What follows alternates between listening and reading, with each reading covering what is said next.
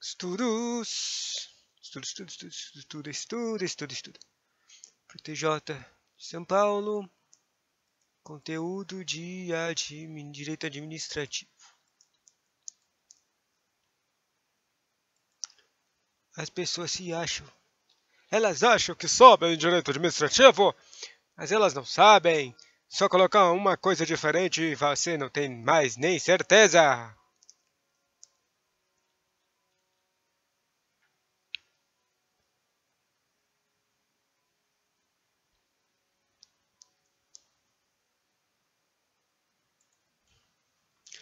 Vamos lá.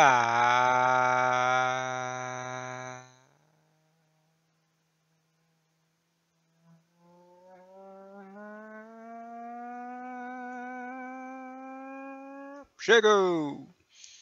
No conteúdo de matéria administrativa, tem só duas leis, a de probidade e da, que é um crime, né? E da 10.261, que é o TJ São Paulo, como subordinado do serviço público vai trabalhar. As coisas que mais caíram dessa lei foram das coisas disciplinares, né? Como é que elas são dadas? Daí fala das faltas. E também tem as coisinhas de coisas que são vedadas e coisas que são obrigações. Daí, primeiro conteúdo sobre falta grave. Falta grave, qual é a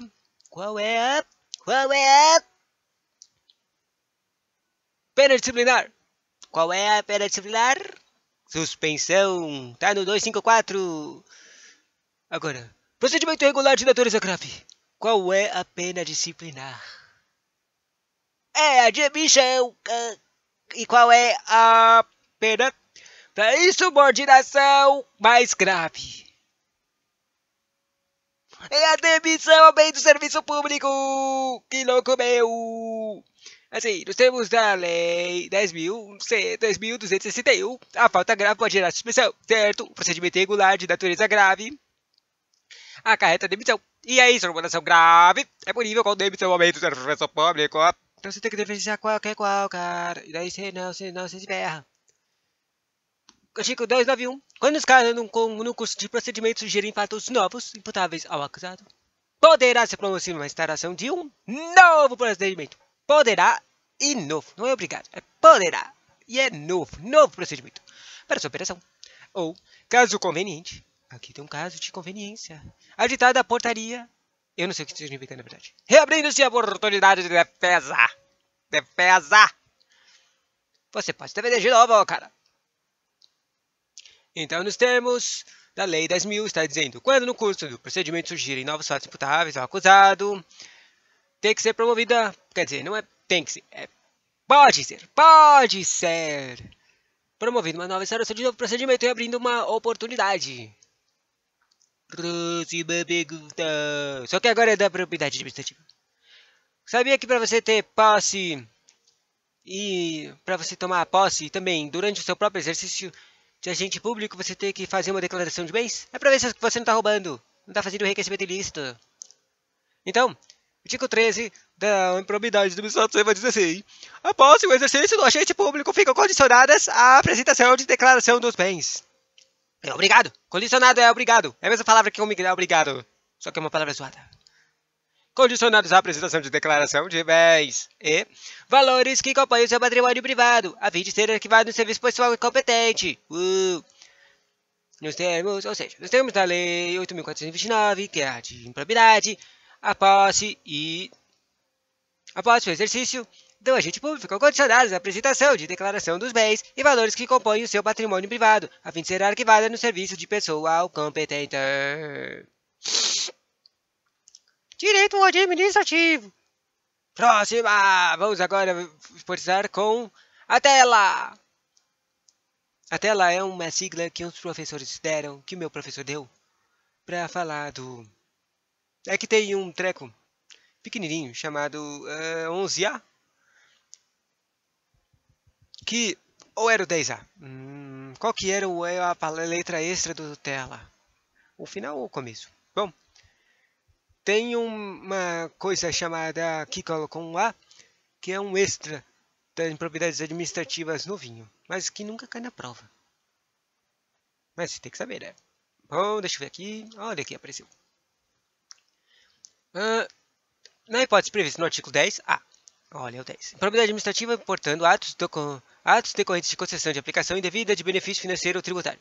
Ou seja, o 10A é quando você faz coisa com dinheiro de tributo. Daí o 9 é de enriquecimento ilícito, o 10 é de causa lesão ao erário. Ó, essa coisa de usar o dinheiro de tributo é causa lesão ao erário. Por isso que está no 10A, né?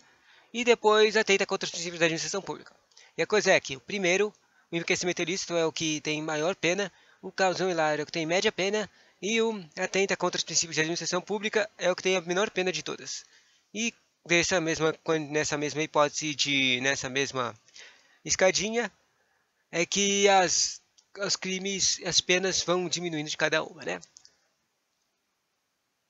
Por exemplo, aqui, no enriquecimento ilícito, o ressarcimento integral de dano tem que ser feito quando houver, né? E segundo, a perda de bens ou valores de acréscimos ilicitamente ao patrimônio tem que ser devolvidos. Mas no caso da lesão ao erário, o ressarcimento é integral do dano, ou seja, se é uma hipótese de lesão ao erário, é obrigado, para ser crime de lesão ao erário tem que ter uma lesão, e uma lesão ao erário é exatamente o dano. E o dano, ou seja, para ser lesão ao erário tem que ter dano, e dano é lesão ao erário, então tem que ter, ressarcir ela. É obrigado, tem que ser total. No caso de ressarcimento ilícito, pode não ter havido dano, mas no integral, mas no lesão ao erário, o crime é ter a lesão, então, obviamente tem que ter a ressarcir, né? Perda dos bens ou os valores acrescidos ilicitamente ao patrimônio se concorrer a esta circunstância. Ou seja, a lesão erária pode ter enriquecimento ilícito também. E, por fim, que atenta contra os princípios de administração pública, tem que ter um ressarcimento integral do dano, se houver. É que contra os princípios não quer dizer exatamente que vai ter o ressarcimento. Quer dizer, que não é que não vai ter ressarcimento, é que não é obrigado que tenha algum dano, né? Pode não ter havido nenhum dano. Olha aqui uma outra coisa. Daí dessas coisinhas aqui, essas aqui são as coisas que eu acabei de falar, são das penas. Mas tem as coisas também de os crimes, né? As coisas que as pessoas fazem, que é cada uma dessas coisas. E às vezes eles colocam uma coisa e especificam ela mais ainda. Nas coisas dos princípios, elas são simplificadas, mas as coisas do contra o erário, que lesão ao erário, elas são mais especificadas e vai indo a mesma coisa no enriquecimento ilícito, mais específica ainda. Por exemplo, quando está contra o princípio de administração, ela frustrar a licitude de concurso público. Isso é frustrar o princípio de impessoalidade e outras coisas, né? E eficiência também. Mas aí quando aparece frustrar a licitude de processo licitatório, que é o licitude de concurso público, ou do processo licitativo para celebração em parcerias de quantidade sem fins lucrativos ou dispensá-lo indevidamente. Você viu como é muito mais específico? Então, nos termos da 842, frustrar a licitude de concurso público é ato de impropriedade administrativa que atenta contra os princípios da administração. Mas dá para continuar ainda mais. No 10A. Quantidade de propriedade administrativa, qualquer ação ou omissão para considerar, aplicar ou manter benefício financeiro ou tributário, contrário ao que dispõe o caput da súmula 1 do artigo 8A da Lei 116. Artigo 19 constitui ato de propriedade administrativa importando enriquecimento ilícito.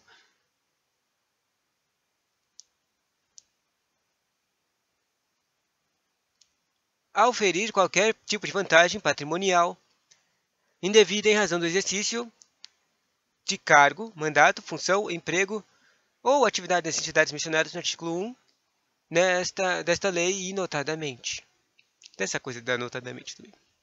Próximo, que é quase a mesma coisa, constitui ato de lesão ao erário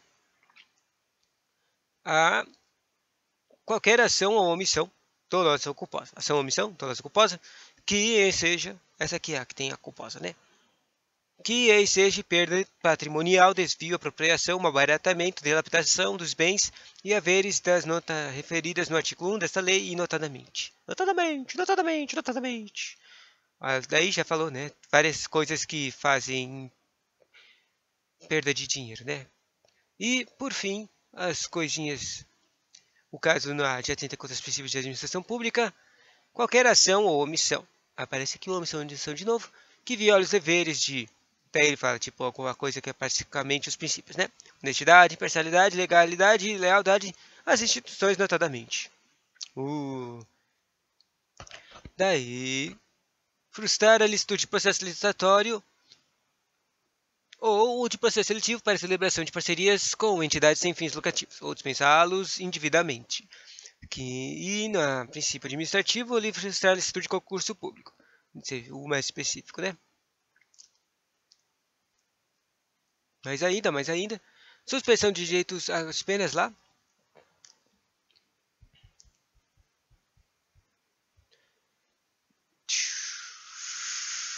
Enriquecimento ilícito, quer dizer, vamos lá, do mais menor ao primeiro. No artigo 11, coça.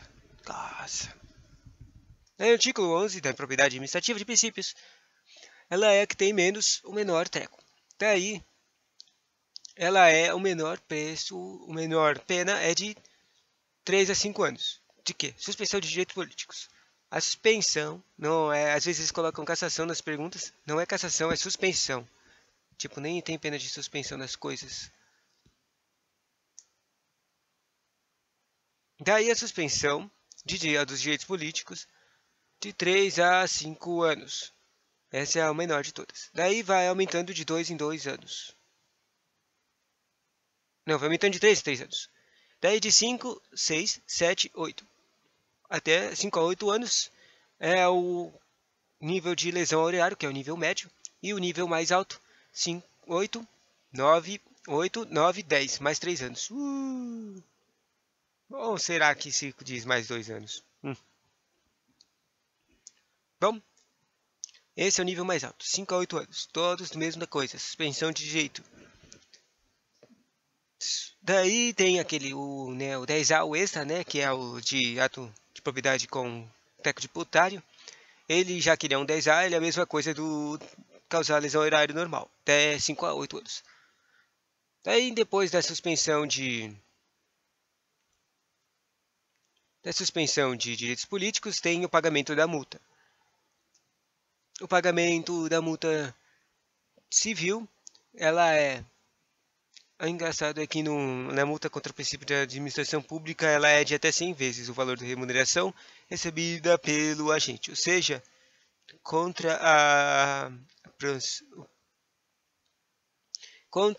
o problema é contra a administração, não é uma suposição, não é uma hipótese que acontece a demissão. O carinha vai ressarcir a administração, pagando alguns custos do próprio pagamento dele. Daí, na ocasião hilária, aparece 2 vezes o valor do dano, que pode ser gigante também, sabe? E pagamento de multa civil e no enriquecimento disso é 3 vezes o valor do acréscimo patrimonial. A multiplicação depende do preço do treco, né? Mas tem uma coisa diferente aqui. Aqui é a suspensão, quer dizer, o pagamento da multa civil do coisa tributária, que é o lesão erário, ela é de 3 vezes. Do quê? Do benefício financeiro tributário concedido.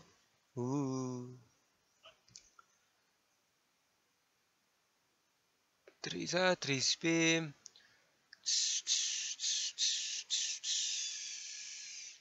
Tem mais uma coisa. A última pena. A proibição de contratar. Enriquecimento ilícito. O maior de todos. Dessa vez de trás para frente. 10 anos. Proibição de contratar com o poder público ou receber benefícios ou incentivos fiscais ou creditícios direto ou indiretamente, ainda que por intermédio de pessoa jurídica da qual seja sócio majoritário, pelo prazo de 10 anos. Próxima. A proibição de contratar com o poder público ou receber benefícios, incentivos fiscais ou creditícios direto ou indiretamente, ainda que por intermédio de pessoa jurídica da qual seja sócio majoritário, pelo prazo de 5 anos. 6. E proibição de contratar com o poder Quer dizer, esse aqui é o contraprincípio. 3 anos. Proibição de contratar com o poder público ou receber benefícios ou incentivos. Tudo é ou, né? Ou receber benefícios ou incentivos fiscais ou creditícios direto ou indiretamente, ainda que por intermédio de pessoa jurídica da qual seja sócio majoritário.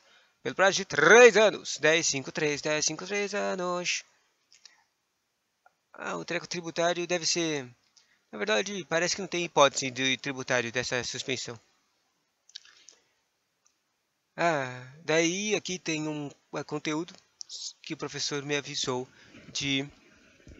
Como é que se diz? De pegadinha. É assim. Essa pegadinha na verdade aparece bastante em coisas constitucionais também, né? De quantidades. É que na lei e na Constituição, várias vezes colocam um mínimo ou colocam um máximo. Então, daí desse mínimo, eles colocam tipo número a mais, ou se for um máximo, eles colocam um número a menos. A coisa é que é máximo e mínimo, não que é o que tem que ser. Então pode ser um número diferente. Daí, a pegadinha aqui era: frustrar a licitude de concurso público pode gerar pagamento de multa de... Frustrar a licitude de concurso público, que é o que eu li várias vezes, que é o princípio, é contra um princípio. Se fosse mais especificado, seria o lesão contra o erário. Mas, frustrar a licitude é contra os princípios. Daí, aqui está dizendo: multa de 80 vezes a remuneração do agente. Algum que eu lesse assim poderia pensar: não, é 100 vezes. Mas não. Pode ser qualquer valor que seja menor de 100 vezes, até menor que 100 vezes. Pode ser de 1, 2, 3, 4, 5, 6, 7, 8, 9, 10, 11 até o 100. E 80 está entre 1 a 100, né? Conta. Direito administrativo. Para terminar, do procedimento da administração, ainda no da administrativa, do procedimento administrativo e do processo judicial. Essa aqui está no artigo 17 da 8429. A ação principal, que terá o rito ordinário, será proposta pelo Ministério Público e pela pessoa jurídica interessada, dentro de 30 dias da efetiva ação da medida cautelar. Súmula 4. O Ministério Público, se não intervir no processo como parte, atuará obrigatoriamente como fiscal da lei, sob pena de nulidade. Sob pena de nulidade. Primeiro aqui, o MP tem que... Se ele não fizer a intervenção como parte, ele tem que ir obrigatório virar como está fiscal da lei. É interessante essa súmula aqui que é: se o MP não é parte, ou seja, sei lá, ele não fez o recurso ou ele não fez o processo judicial contra o cara que estava fazendo a improbidade administrativa. Se ele não fizer, se não tiver feito como parte, ele vira fiscal da lei, sob pena de nulidade do processo. Ou seja, o Ministério Público tem que estar lá no processo de improbidade, né? Pelo menos foi isso que eu entendi. E na súmula 7 diz: estando o inicial em devida forma, o juiz mandará autuá-la e ordenará a notificação do requerido. Ordenará a notificação do requerido. Porque tem que notificar a pessoa que ela está no processo, né? Para oferecer manifestação por escrito, que poderá ser instruída com documentos e justificações dentro do prazo de 15 dias. Daí aparecem os prazos, né? Os prazos. Súmula 7. Súmula 8. Recebida a manifestação, o juiz, no prazo de 30 dias, 15, 30, no prazo de 30 dias, 30 dias, em decisão fundamentada, rejeitará a ação, se convencido da inexistência do ato de improbidade, de improcedência da ação ou da adequação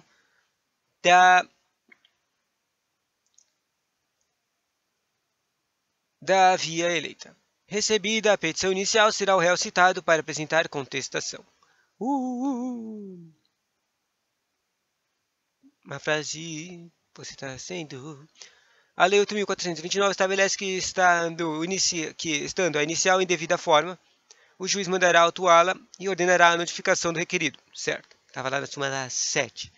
Para oferecer a manifestação por escrito, essa manifestação do requerido tem que fazer uma manifestação por escrito que poderá ser instruída com documentos e justificações dentro do prazo de 15 dias. Daí o juiz vai lá e manda depois em 30 dias, né? Agora uma constituição ainda de direito administrativo, só que colocando um pouco do direito administrativo da Constituição, que está lá no artigo 37. Súmula 4. Os atos de propriedade administrativa importarão a suspensão dos direitos políticos e perda de função pública, a disponibilidade dos bens e o ressarcimento ao erário na forma de gradação previstas em lei. sem prejuízo da ação penal cabível. Ou seja, quando faz uma improbidade administrativa, tem um ato administrativo contra a pessoa e tem um ato penal contra a pessoa, que é crime, né? Então, daí ele fala que todas essas 4 coisas aqui, que falou, que são praticamente o que está escrito na lei 8429, só falta mesmo a perda, que eu acho que ela está... Que artigo é que ela está? Deixa eu ver. Está no artigo 20. A perda da função pública e a suspensão dos direitos políticos só se efetiva com o trânsito julgado de sentença condenatória. Só se efetiva. Efetiva quando terminou o processo. Parágrafo único. A autoridade judicial ou administrativa competente poderá determinar o afastamento do agente público do exercício do cargo, emprego ou função sem prejuízo da remuneração quando a medida se fizer necessária à instrução. Nos termos do 849, o que só se efetiva com a trânsito julgado da sentença condenatória é a perda de função e a suspensão dos direitos políticos. Daí também tem essa aqui cai bastante em prova, sobre o sucessor. Artigo 8, o sucessor daquele que causar, na verdade essa aqui ela cai bastante em prova, mas ela normalmente ela só cai como alternativa errada. Tipo, ela fala que o sucessor, ela sempre está lá, 8429, indique o que está correto. Daí ela sempre, essa do sucessor sempre está lá como a que está errada. O sucessor tem que ressarcir tudo. O sucessor tem que ressarcir tudo. Mas não, de acordo com a lei, nas disposições gerais, diz assim, o sucessor daquele que causar lesão ao patrimônio público ou se que licitamente está sujeito a uma comunicação dessa lei até o limite do valor da herança. Limite. Ou seja, a coisa que o carinha tinha. Ou seja, pode tirar do sucessor tudo que ele recebeu da pessoa que roubou. Ou seja, é porque presume que tudo que ela tinha extra, super grande, é o que ela roubou, né? Daí, artigo 5 do CF. Também diz sobre isso. Nenhuma pena passará da pessoa do condenado, podendo a obrigação de reparar o dano e a decretação do impedimento de bens ser, nos termos da lei, estendidas aos sucessores contra eles executados até o limite do valor do patrimônio transferido. Bonitinho. Artículo. O sucessor daquele que causar lesão ao patrimônio público ou se enriquecer licitamente está sujeito às combinações desta lei até o limite do valor da herança. Tá certo, né? E assim acaba o conteúdo administrativo. Mas vai ter